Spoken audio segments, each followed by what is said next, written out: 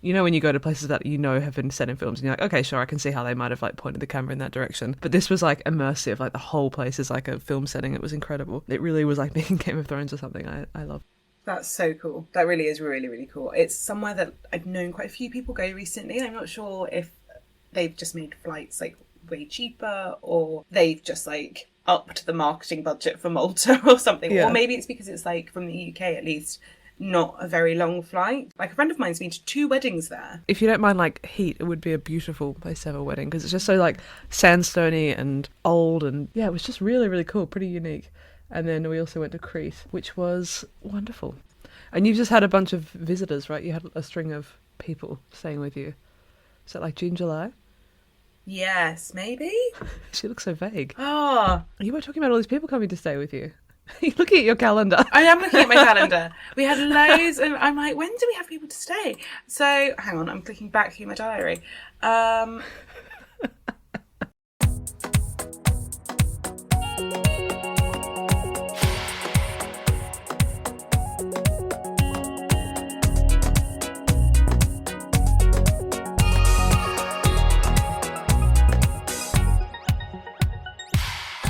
Hello, and welcome to the Bookcast Club, a podcast for people who like to chat books. I'm Alice, coming at you from London, UK, and she's Sarah, coming at you from the Netherlands. And today we're going to chat to you about books with a really strong sense of place. And I can't remember what I need to say after that. Nothing. Nothing. Leave it there. We've just been having a long chat about our holidays. Actually, I've been in Malta, which is what we were talking about at the beginning. I'm not sure how well that will cut in, and Crete. And Alice has been, where have you been? Italy, you said? Italy and France. I went to a wedding in Italy on the Amalfi Coast, so I can't really complain that I've not been anywhere because I've been to some great places, which was amazing. Like really, really, really good fun. Yeah, your photos looked incredible. It was next level. It was so ridiculous, but amazing. And also a wedding in France, the south of France, about 10 days after I got back from that one. So my liver isn't very happy right now. My passport is. And yeah, just sort of trying to cope with the heat, really. Those are the main things for me. It's just been absolutely boiling and I can't cope with it. And I know this is the most British thing in the world to just keep going on and on about the weather. But we've also just had a drought declared in England, which is really scary, to be quite honest. And also just hilarious when you think about England being famously rainy. We're in a drought. Like London has had something like 7% of the normal rainfall for the year. It's insane. I can't tell you the last time we had like a proper rainstorm. It's really, really weird. So what have you been reading recently? What have I been reading recently? I've been reading quite a lot of Booker books. I've been getting through a bit of the long list because I've just had this holiday that we've just had this long conversation about. And I read 3 of the long-listed books, actually, while I was there. So I've read Booth by Karen Joy Fowler, and I read Small Things Like These by Claire Keegan, and I read, what was the third one? Case Study by Graham McRae Burnett, which is the one out of the 3 of the long list. It's definitely the one I enjoyed the most. That's about, you know, when you get someone who gets scraps of some kind of non-fiction event, be they letters, documents, whatever, and they kind of fictionalize that. He's setting it up as if that's what he's done, but the whole thing is actually fiction. So it starts off with this author's note, and he's like, "Oh, so this is a story about this psychotherapist in the 60s who was doing a lot of malpractice, and a woman died by suicide who was one of his patients, and it's quite suspicious, and there's suspicion that he kind of encouraged her to suicide." And he's talking about how the sister of this woman got very suspicious about what the psychotherapist had been doing, and so she went into his practice as a patient because she wanted to talk to him and see what he was doing. And he found her diary where she kind of recorded all of her interactions with the psychotherapist. And he said, "I've tried to piece this together and to see what happened, and this is my retelling. I've had to fill in quite a few details, but this is to the best of my knowledge what happened." But it's all fiction, and it reads completely like non-fiction. Like, he totally got me. As I was reading it, I was critiquing the way that he'd portrayed this woman and the way that he'd chosen to translate her letters, which were all fiction. It was crazy. It's a very, very interesting book. I really, really enjoyed that. Yeah, it sounds incredible. I love that really clever concept of taking a genre or a style that is well known and just totally fictionalizing. And that sounds really, really clever. And it sounds like a really great topic as well. So you've just read the first 3, haven't you? So those are 3 I've read, yeah. Any more that are on your list that you're excited about? Yeah, they're all available in my library, so I'm just sort of like, I just got them all out, to be honest. Or I put them all on hold. I was like, whatever, sure. And then I'm just sort of going to pick them all up and see which ones take and which ones not. Booth I found okay. It was, that's the one about the assassination of Abraham Lincoln, which on paper, because I really like kind of early America, that sort of period, I find it very interesting. On paper, it's the kind of book that I would really like, but in practice, I didn't like it so much. Booth is the surname of the guy who assassinated Lincoln. She says in the author's note that she wanted to like tell a story about this family and how he got to this point without centering him, but it's like about his family and he's in it the whole time. So I was like, that's a bit of an odd choice to say that you don't want to center the person that you have centered the book around, but whatever. The characters aren't super strong, that kind of like big epic historical fiction where you're following a family through many generations. For that, I really like the characters to be really warm, to feel like you know the characters well. Kind of, it's missing that kind of like warm humor that I really like in those kind of books. So yeah, I didn't like it as much as I thought I would. In fact, I didn't like it that much at all, to be honest. What was your question? I actually asked if there were any of the others that you were really excited to read. Oh, right, sorry. But I love this. This is great. What am I looking forward to? I'm really looking forward to Trust by Hernan Diaz. That's got some really, really good reviews. And then for the rest, I kind of try and stay away from reading too much about them because the book of books gets so saturated that I try and just go into them a bit blind. It's really easy to kind of go into them knowing everything about them before you've even lifted the Exactly, cover. Yeah, and I try not to read new reviews before I've read them because they influence me. Smart idea. I'm really excited for Nightcrawling. That one looks so good and so interesting. We had like a big discussion in our podcast WhatsApp group around how the author is so young and it makes everyone feel like a massive underachiever. Yeah. Because she wrote this when she was about 18, I think. She's only about 20 now, and it's just getting absolute rave reviews and sounds unbelievably good. So really dark, and I think it's going to be quite a difficult read, but it does just sound fantastic. And I'm not at all jealous that she's managed to write this epic Booker-nominated book at the age, as a teenager. I think she's the youngest person ever longlisted, right? Yes. Yeah, this year's got the youngest and the oldest people longlisted, which is really cool. What have you been reading? So I've been reading things that are a lot less highbrow than Booker-nominated books.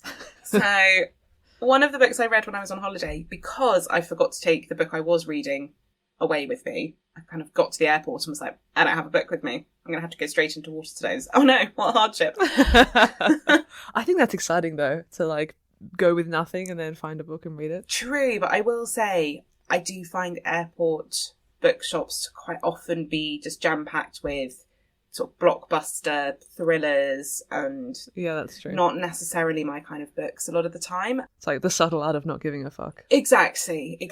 All that kind of stuff that is great for a lot of people, just not to my tastes. But I did find and pick up How to Kill Your Family by Bella Mackie, which is everywhere this summer, like all over my Instagram, the millennial pink cover with How to Kill Your Family in massive letters. Almost everyone I've seen on Instagram has been like, people are giving me really weird looks, like, why was I reading this book about how to kill my family? I mean, it's quite clearly a novel, so I'm not sure if people actually are getting the questions that they're claiming to get and the weird looks that they're claiming to get, but maybe I'm just being a bit of a cynic there.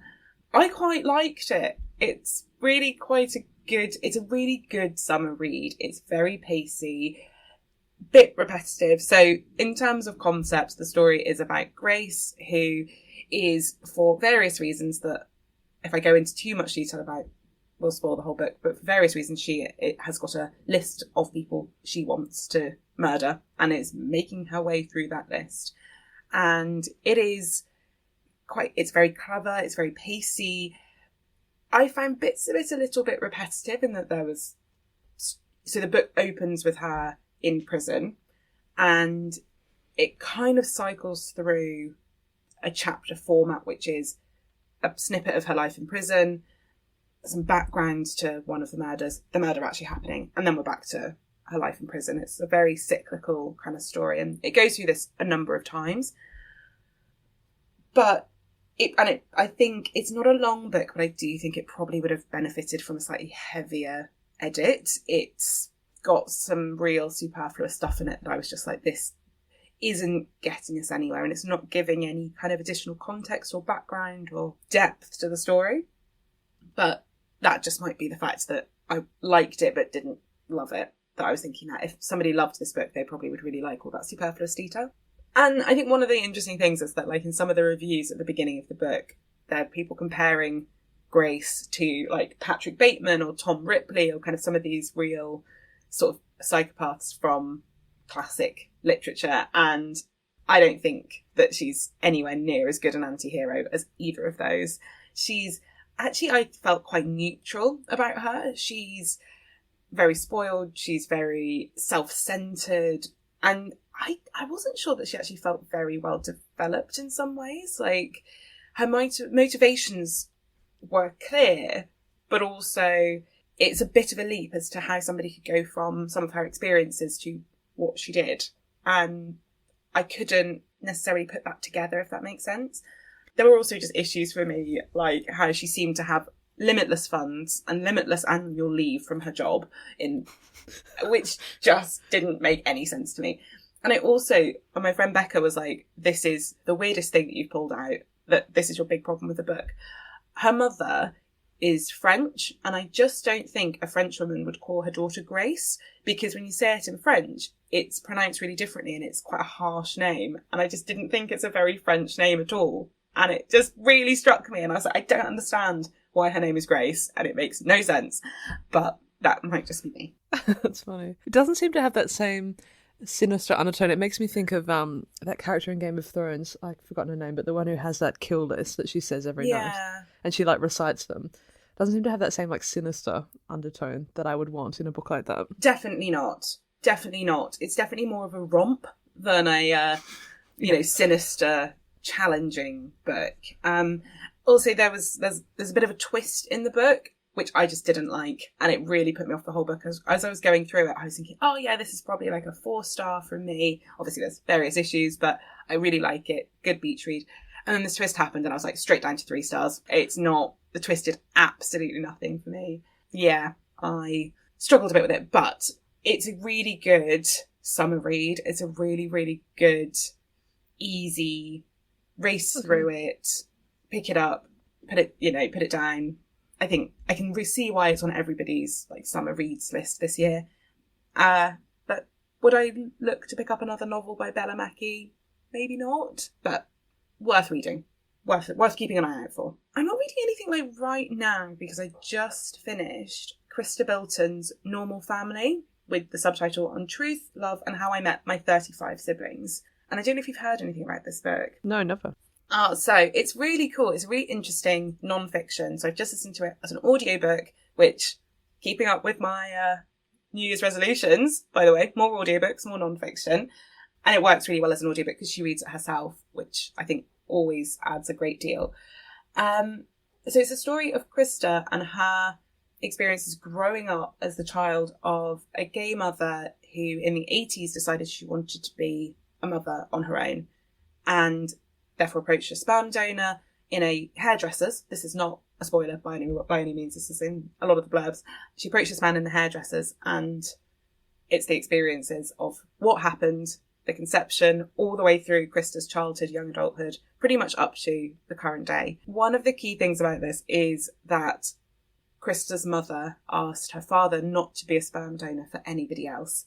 And for various reasons, which I won't go into, you'll have to read it to find them out, he did not stick by that agreement and actually became one of the most prolific sperm donors in the sperm bank's history. At one point, there was a 6-month waiting list for his sperm. While she's met 35 or so of her siblings, the theory is that there's probably hundreds. I really, really enjoyed this.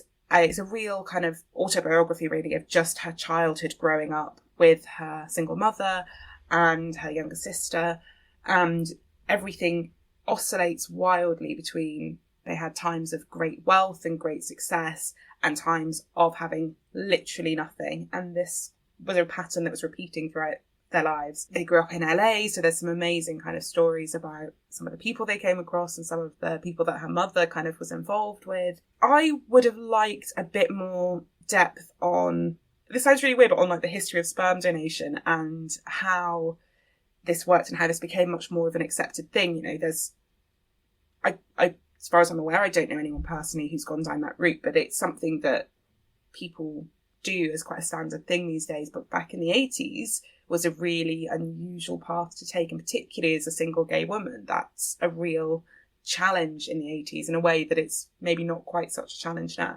I just found that element I would have loved a bit more detail, whereas there was a lot of detail about Chrysta's life herself, which is fascinating, really interesting. Her childhood is such an incredible story, but I just also had listened to Hidden Valley Road, which is the story of a family with 12 children, 6 of whom have schizophrenia. And I found that to be a really amazing balance between the story about the family and the science and the history of schizophrenia, which was fascinating. And I think I wanted this book to kind of follow a more similar format.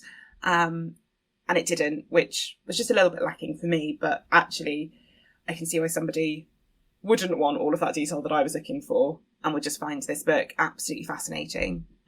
I really enjoyed it though. Yeah, it sounds really interesting.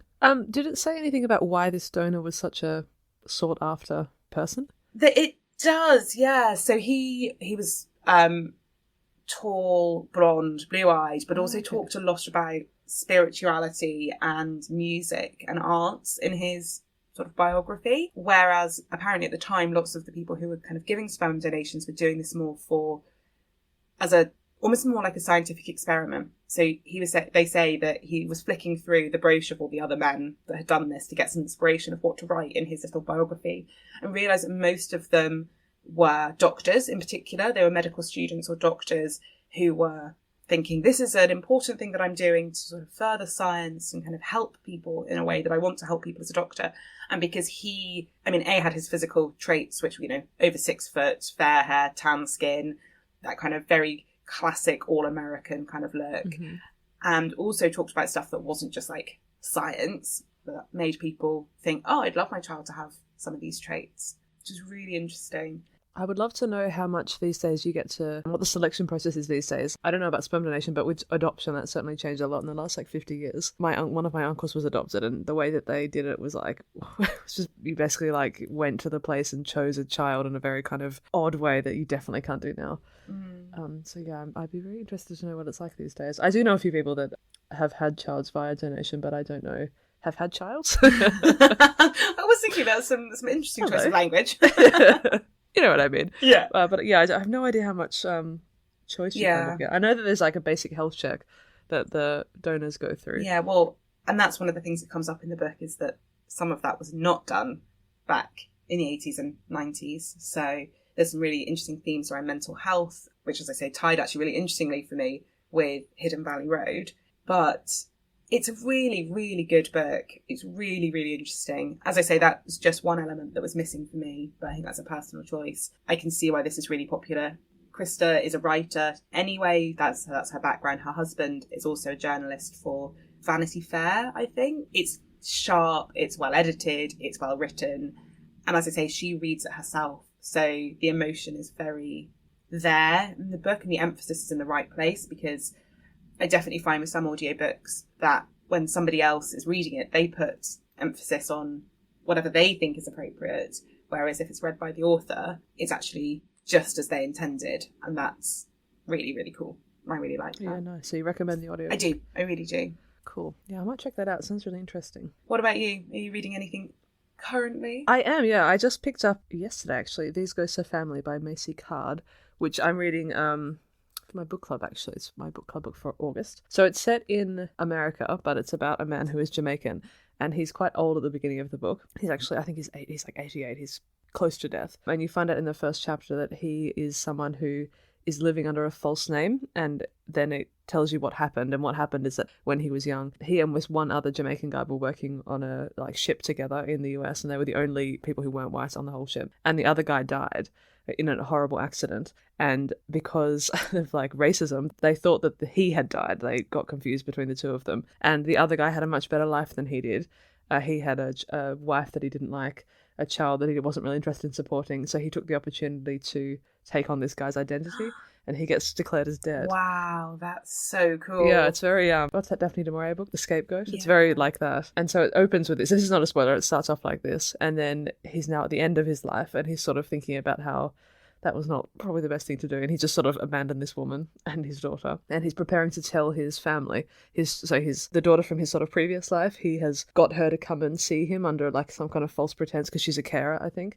And he's also got his children, who are like his, whatever you call them, his legitimate children, the ones that he's acknowledged. They're all coming to his house, and he's going to tell them what's been happening. That's the start of the book. And then it goes back to him in the 60s when he's living in Jamaica, and you get to hear a bit more of the context of his life. So far, I'm really, really enjoying it. It's quite beautiful writing. It's a debut. If I say easy literary fiction, do you know what I mean? Like, it's quite beautiful, but very easy to get through. It reminds me quite a lot of that book we read by Bernadine Evaristo. Mr. Loverman. Yeah, I was just thinking that. Got a very similar kind of well-written but easy to get through. Yeah, I'm really enjoying it so far. It's very intriguing. It's been a while since I read a kind of enticing plot. I'm enjoying it thus far. Yeah, what was that called again? These Ghosts Are Family by Maisy. Ooh, okay, I'm definitely going to look that one up. That sounds amazing. Really pretty cover. Jenny'd love that. Mm. Oh, I feel like we need to do a shout out to Jenny because she has just given birth to baby number 2, a little boy. Everyone is happy and healthy and well, and that's the most important thing. But we're very excited for Jenny and her whole family. So congrats, Jenny. Yeah, congratulations, Jen. Very happy for you. Very relieved. Yes. Really thrilled for her. Yeah, definitely. Definitely. Yeah, so Jenny will be a little absent for the pod in the next couple of months. Yeah. She's already she was texting me yesterday. She said I'm already delirious. It's been about 2 days. To be fair, my understanding is that the first, week in particular, I mean, it's all time with a newborn is just intense and insane from what I can gather. But the first kind of few days when your hormones are going up and down and you've suddenly gone from getting some sleep to absolutely no sleep, your whole body just goes into total shock, and also you're recovering from birth, which is quite an intense thing in and of itself, and you've got to keep a new tiny person alive, so it's no wonder that she's feeling a bit delirious. I love the name as well. I don't know if we're allowed to say it, but we'll just drop that in. Yeah, good name. That's super name. Very good name. Love it. She's doing well.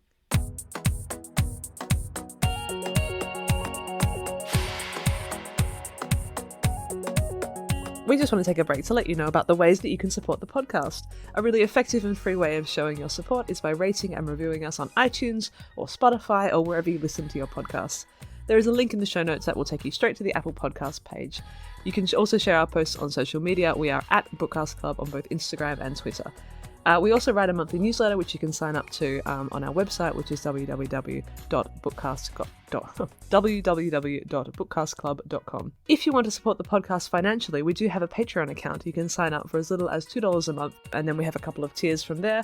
We offer early access to the podcast, monthly bonus episodes, personalised book recommendations, and books in the post. The link will be in our show notes. But however you choose to support us, we want you to know that we really appreciate it, and thank you for listening. Alright, so we thought we'd talk today about books that have a strong sense of place, right? Yes. That was the idea. Absolutely. I feel like we both love books like this. Is that true? Yeah, I think so. I think both of us, our favourites, really have this as a key theme. And I know Jenny also really likes books with a really strong sense of place, but in a slightly different way to us. So Jenny's obviously got an enormous love of Gothic fiction. And in most of those, the house is essentially an extra character, and I know she really loves that, but I think we like books that the setting is broader than that. Would that be fair? Yeah, as I was scrolling through my Storygraph looking for books to talk about today, actually, I realised that that's kind of how I think back on a book. If I look at a book that I've read and I can kind of remember the location and the setting of it, to me that's a more memorable book. I think it's really closely associated with how fondly I remember the book. Yeah, I definitely agree with that. I was looking at my bookcase just kind of across the room from me over there, and I was like, oh yeah, I remember loving that book. Couldn't tell you where it's set. Loved that book. Couldn't say anything about it. It definitely makes a book more memorable for me. Really, really does. I've just seen another book. What? There we go. There's another book I was going to add to my list. I was looking over and I was oh yeah, that one had a really clear sense of space in a really famous way. So I'm going to write that one down. Oh, mystery. Stay tuned. For me also temperature. I have a bit of a thing about temperature. If I know the temperature, not the specific temperature in terms of the degrees centigrade, but if I know if someone's cold and the description of them being cold is really good or hot. I really, really like that. Interesting. Is that weird? I mean, yeah, I think a little bit. Like, what have you got any examples? I can't think of any books that would have that. Well, immediately I think of that scene in The Secret History, the winter in The Secret History, where Richard is really cold. Yes. And it describes how he's cold for months, basically, and it's like the way that he's chattering. Now he wakes up with his muscles are aching because they've been trembling all night. That's a really, really good example, actually. But I think the setting in Secret History is so, so important to the whole book. Yeah, that totally. I think I agree with you, but for me it's more the kind of the campus and the surrounding New England kind of area and landscape that's more memorable for me in that book than the bit where he's absolutely freezing, even though it's a really good bit of the book. For me, it's really like this. She does these seasons because there's sort of the summer where they're at the sort of house, the sort of summer house, and it's really hot, and like Camilla gets the cut on her foot, and they're sort of lazily drinking all day, and like they're not playing croquet, but they're playing something like that. And she sort of evokes that kind of lazy summer drunkenness.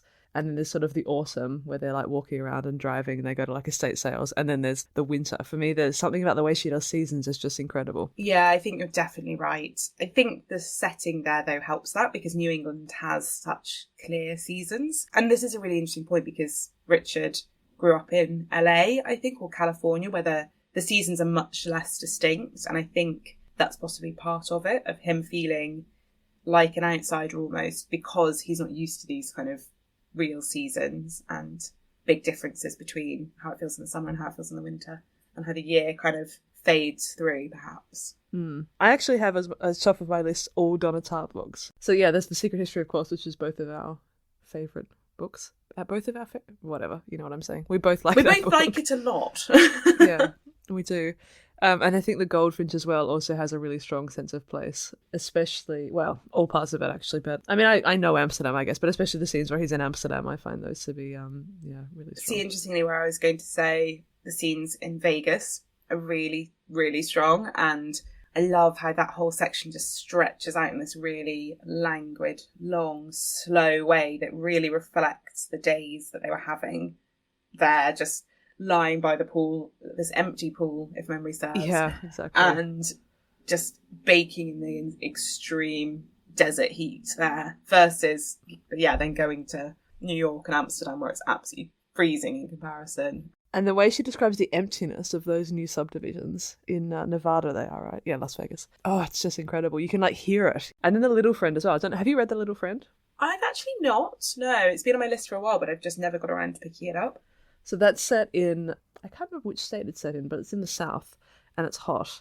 And the main character is a child. She's 12.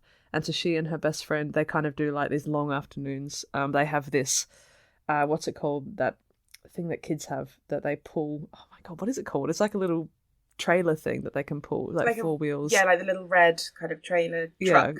Yeah, with a stick. Yeah, I know what you mean, yeah. So yeah, she has one of those which she pulls around and they go like across abandoned train tracks and they see like snakes and stuff. It's very similar to in The Goldfinch where Theo and Boris are kind of spending their teenage years languishing in the desert. It's got but sort of a younger child's perspective, so they're kind of playing silly games, and the way that she describes how hot it is inside because it's just hot everywhere. Yeah, it's really, really, really good. It does sound such a good book. I don't know why I haven't actually read it yet. I think it's a bit like To Paradise by Hanya Yanagihara, how I've got it sitting on the side of my bed and I can't pick it up because I'm worried I won't like it as much as A Little Life.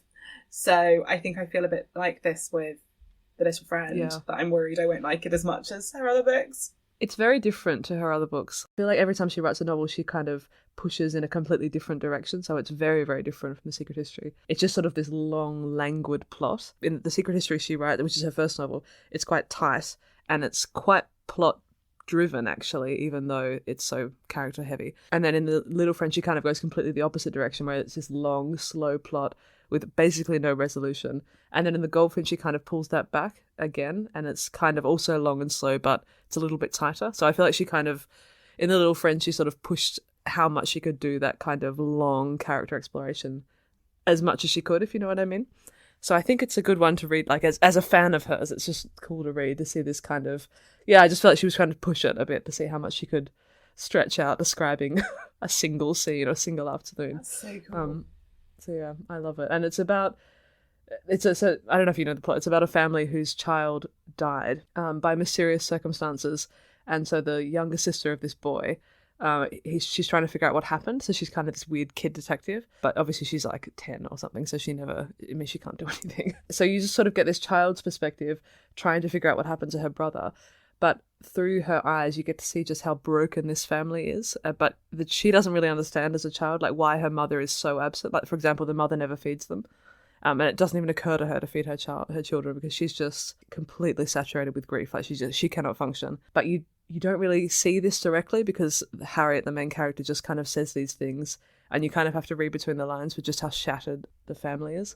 And I just think it's just brilliant. Sounds amazing. It really does sound amazing. The other thing for me that I just realised on this is that Secret History came out 30 years ago. That book is... Yeah, it came out the year I was born. It's insane. It's absolutely insane. Blows my mind. So I think Goldfinch was 2013, I believe, and... The Little Friend was 2002. Yeah, so we're due. Yeah, this year or probably next year. I feel like there'd have been some hype if it was happening soon. Yeah, can you imagine? This is... Oh my God. I don't know.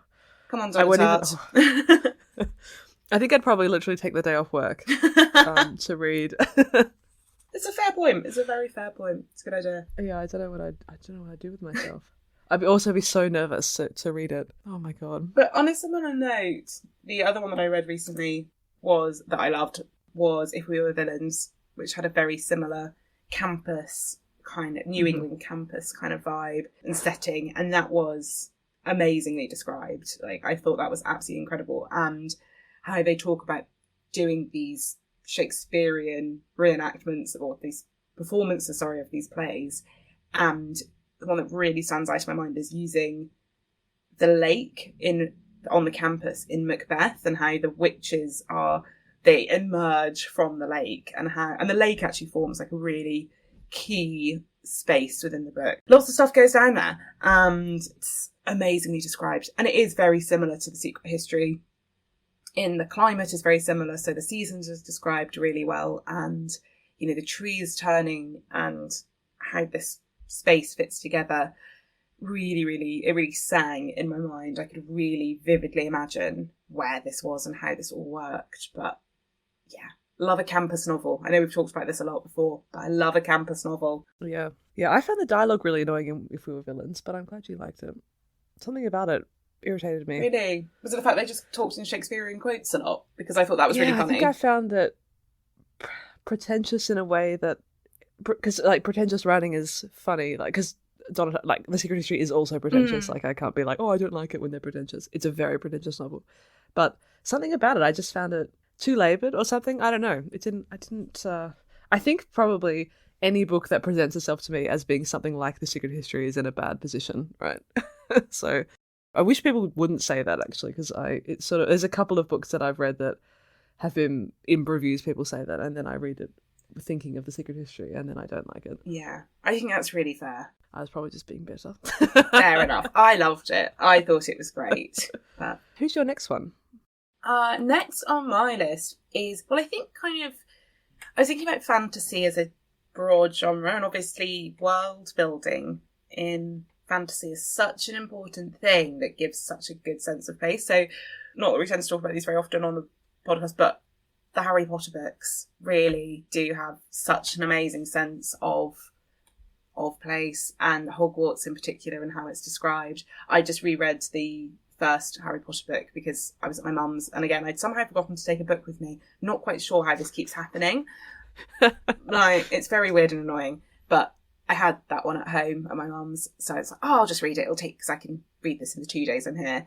And I was like, gosh, I really remember as a child reading this and just vividly being able to imagine Hogwarts and Hogwarts Express and running through the barrier at King's Cross. It's all, the locations within Harry Potter are described in a really good way, annoyingly well. And I guess that's true of Game of Thrones and Lord of the Rings and The Hobbit as well. They all just go into so much depth about what these places look like, and even though it's completely somewhere that you can't visit, you get this real sense of place. And I think the really good thing about these is when they've made films and TV series out of them all, I don't think I've had anybody say, oh, that place isn't how I had imagined it. You know, you have characters who aren't how you'd imagine, but the places, I think, tend to come across really, really clearly in all of those books in a way that nobody goes, I didn't really picture King's Landing like that. I didn't really picture the Shire like that. And I think it's really clever. I really love that. Yeah, Game of Thrones is awesome for that, isn't it? Yeah. I think you haven't read Robin Hood, but Robin Hood as well is really, really, really cool. I love fantasy novels for that. I put Hannah Kent's novels. So you've read Burial Rites, right? No, I've not. No, Jenny's read Burial Rites, yeah. So all three of her novels. So she wrote Burial Rites, then The Good People, then Devotion. She's an Australian author. Burial Rites was kind of a very buzzy book when it came out. It's set in Iceland, and it's about the last person who was hanged in Iceland as capital punishment. And it's about her as a prisoner and how they kind of deal with her, because Iceland's so small, they basically don't have a prison. And so they kind of put her in the houses of people who live there, and they have to kind of look after her. But it's such a, like, grim, dark, wet, cold novel. And the way that they describe Iceland, because it's also, I think it's winter, or if it's not winter, it's like, it's not summer. So it's closing in on winter. The way that they describe, like, the perils of going somewhere, how everything ices over, the lack of warmth, the lack of sunlight, the wind and that kind of stuff. It's just incredible. I think it's one of the strongest senses of place I've ever read in a book, actually. And the audiobook especially, I listened to the audiobook and it's just incredible. That is definitely a recommendation. And then The Good People is set in Ireland in the 1890s, I think, and it's set in quite a rural and isolated place. Again, the way that she describes these kind of farms and the animals and the way that they kind of live on top of their animals and the smells of it, and the smells of the other people, and it's about a group of women who are all kind of outcasts in this sort of small village. And the way that she describes how they see the other people and how the people kind of pretend that they're not there, you just get this incredible feeling and sense in your head about how everyone's like looking at each other and not looking at each other, and how they walk down to the stream and it's kind of muddy and cold. It's just like incredible. It really does sound so good. I've just opened all of those up and added them to my TBR list, because I'm not quite sure how I've not read any just try that again, because my brain just slowed down as I was halfway through a word. That was great. It's not even that early on Sunday. I was going to say it's early on Sunday morning, but it's like 22:11. That's not even early. I've got no excuse. It's warm. That's what I'm going to use as my excuse. It's warm. And I'm British, so I can't cope. Anyway, right. I've just opened up all of those books and have added them to my TBR, because I can't really understand how I've not read any Hannah Kent before. Yeah, I'm surprised you haven't read Burial Rites, actually. It seems like your kind of thing. Yeah, I've got it here, and I just, from the way you've talked about it, and I'm sure the way Jenny's talked about it as well, I'm not sure how I've managed to miss that one. It sounds really, really good. Although I'm apparently on a book buying ban. Have I told you about this before? No. Who did this to you? Rob. He says that I buy too many books. My theory is that I buy a lot of books and I read a lot of books, whereas he buys a lot of books and then has got loads of bookshelves with lots of unread books on them. So he's projecting. He's projecting. But also he keeps telling me to read certain books, and actually this does mean that I have to give Down and Out in Paris and London a shout out, because I was talking to Rob about this topic and I was like, what books do you think have got a really good sense of place? And he was like, Down and Out in Paris and London, but you've not read that. So even though I've told you to read it about 6 times and you had it on your pile at one point and then it disappeared off there. So here is my public apology to Rob for not reading the book he recommended to me. And it's set in like the restaurant world of Paris and London. And is it George Orwell? Yeah, he's a guy. It's meant to be brilliant, and I feel very bad that I haven't read it. So it sounds like Rob's got an axe to grind. He really does, right? So I need to read it, and then I'm going to be allowed to buy more books. But yeah, what else on this? Oh, Where the Crawdads Sing, Adelia Owens. Incredible sound. That's the one that I was like, oh, I'm looking over at my bookcase and I've just seen it, and why was that not written on there? The marsh, quite an important distinction which is made right at the beginning of the book, is such an incredibly described place. And it's somewhere that I could really clearly visualise, despite never having been to like North Carolina or South Carolina, whichever of the Carolinas it's set in. Despite I've never been there, I've never been in that kind of marshy environment, like coastal US, where there's all these birds and insects and animals of varying types. An incredible ecosystem that I've never been in. And I could picture it, and I could vividly imagine it. And when I went to see the film a couple of weeks ago with some friends, I was like, oh yeah, this is pretty much how I would imagine this to be. My next one is Boy Swallows Universe by Trent Dalton, which is a super famous Australian book. Did we read this as a book club book, or did I read this with my book club? I think I did. I think you might have read it all by yourself. I think I read it all by myself. Check me out. I chose it because it's the way that it describes Australia to me is very true to how I feel about Australia, or how I experience Australia. So if you want to read a book set in Australia and you're not Australian yourself and you want to sort of, I don't know, feel that vibe, this is the book I would recommend. It's like the most Australian novel, if you know what I mean. And the way that, especially the way that his family, the main character is a teenager, or he's like 12, I think. The way that his parents talk to him and the way that he talks to his friends and like the whole way that his sort of neighborhood works is very true to what I think Australia is. So the truest Australian novel that I've read, I think. Yeah, I completely understand what you mean. And I feel very similarly about Daphne du Maurier's books, and particularly Jamaica Inn, actually. So I grew up probably about an hour or so away from Jamaica Inn, where it's all set, and the way she describes the moorland, which is, I grew up on a different moor, but the same kind of vibe in a similar sort of area. And the way she describes it, and particularly the mist, which I know sounds like a really weird thing to pick up on, but the mist on Dartmoor is such a specific type of fine fog, mist, drizzle that you just don't really get in very many other places in the UK, because where I grew up, it was like one of the first high points off the Atlantic. So all the clouds roll in off the Atlantic and just stop there. So you're living in a cloud. Daphne du Maurier really, really captures this sense of the fog rolling in, the mist kind of sitting across the moors in a way that so few people can really capture and gather. It comes up a little bit in Hound of the Baskervilles as well, because that's actually set exactly where I grew up. Like the village that's mentioned in it and the prison, I could see that from my bedroom window at my mum's. I can't see the prison, but I can see the village. And I love being able to read somewhere in a book that is exactly how it is in real life. And yeah, love them. Daphne du Maurier is so good at place. So good. Totally. I really like Jamaica Inn as well. And I remember, when I read it, I didn't know that it was a real place. And then afterwards, I think either you or Jenny sent me a photo of Jamaica Inn. And I was like, yep, that's exactly what I pictured. It's her descriptions are amazing, actually. She really has that kind of rural English Maori description down. She really, really does. And yeah, Mandalay and the rhododendrons as you go down the path. Every time I see rhododendrons, I'm like, we're on our way to Mandalay. It's amazing. Yeah, also the Scapegoat. There are two characters who essentially swap identities, and so he ends up in this kind of estate, and the way that she describes the estate is just like, you just can picture it exactly. Yeah, it's really good. And then The House on the Strand is the other one of hers that I've read, and the main character is like tripping the whole time, basically. Amazing. She describes the trip. Like, you really can get in his head. It's pretty cool. Love that. She's really something. That du Maurier, I think she'll really go places. Absolutely. I don't think she's really been heard of very much outside of, literary circles. Agatha Christie, in a similar way, actually.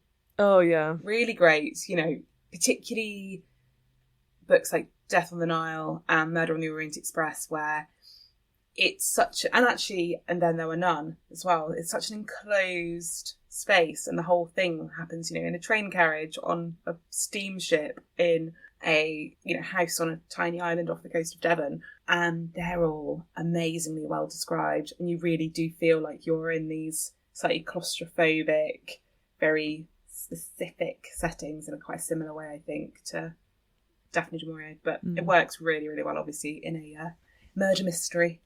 My last one is a little different. It's A Brief History of Seven Killings by Marlon James. Now, we love Marlon James on this podcast. Great podcast that he has. This is set in Jamaica. Huge cast, very complicated politics. You've got gangs on different sides of whatever, they're enemy gangs. And he's got Bob Marley is in it. And the way that he describes the kind of tension between the different gangs that are in Jamaica at the time, what happens when Bob Marley, who he just calls the singer, what happens when he's in Jamaica and how that kind of affects where everyone's going, and he's kind of this tense presence and what's going to happen and can we see him and all that kind of thing. The way he sets it is incredible. It's very different obviously to the other novels that we've described because you're in this kind of hot tropical place, but the way that he writes this kind of tension and this heat is brilliant. So that I recommend as well. That does sound so good. I've heard such good things about that book and I've just not read it, so... It's complex. It's not one that I would recommend to just pick up. I actually had to restart it once I was like 100 pages in because he just sort of says what that is. There's not like a whole lot of sort of hand-holding, and there's a big cast of characters. So it sort of took me a while to like get my head around who, because there's all of these different points of view. Who is even like friends with who, and like who's in the same gang and who are enemies and who are not. So once you sort of get your head around all of the casts, then I kind of went back because I was like, okay, I've kind of got who everyone is now. Now I need to figure out the plot. So it's really, really good, but yeah, he doesn't make it easy. He doesn't have a lot of mercy on you as a reader. He just puts you in there. I kind of love that though. It's really cool. Yeah. Actually, that did make me think of one other book that might be my last one, which was a book I didn't love, but I'm keen to actually reread, which is A Theatre for Dreamers by Polly Sampson. And the reason I didn't love it is that until the very end, I didn't really twig that all of the people in the book are real people. And now I know that, so I kind of want to go back and reread it. But that's set on one of the Greek islands called Hydra, and this was basically like an artists' community, so like poets and painters and musicians, and including Leonard Cohen and a whole load of other kind of real people, Charmaine Clift, George Johnston.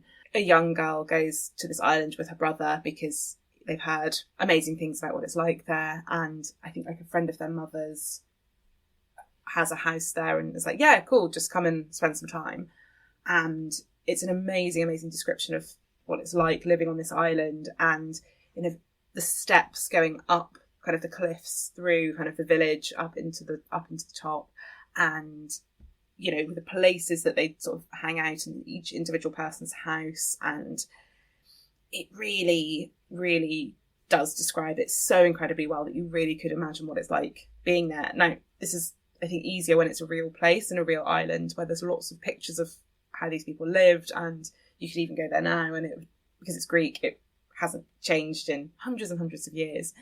But I thought that was an amazing sense of place and a real, cool, really good kind of island vibes about it, which I love. I was thinking this tied really well together with our conversation in the beginning about your holidays. So it sure did, full circle. Absolutely. Love it. Yeah, this was great. I love these kind of books. Strong sense of place. Same. One of my favourites. Yeah, they really are. Something special. Thank you so much for listening. We hope you got some recommendations. And if you have books that you think Alice and I would like, please let us know. If you would like to contact us with questions, ideas, feedback, recommendations, whatever, you can email us at thebookcastclub@outlook.com, or you can message us on Twitter or Instagram. We are at bookcastclub on both of those. I should say we are planning on doing a Q&A episode at the end of September, I think, right, Alice? Mm-hmm. Is that correct? I think so. Yeah, so if you have questions for us, I think all four of us are going to do that episode if we can get a recording date down. So if you have questions, send them in. Questions of any kind, really. Mostly book related, I guess, but whatever. Anything goes. We can just choose not to answer things. We'll just lie. Yeah. No, yeah, anything is fine. Yeah, you can sign up to our newsletter as well. As I said in the ad break, we have reviews on there, new releases, podcast recommendations, and updates on the Bookcast Club. And you can also check out our Patreon if you would like to support the podcast financially. And thank you very much for listening. We hope you enjoyed the episode.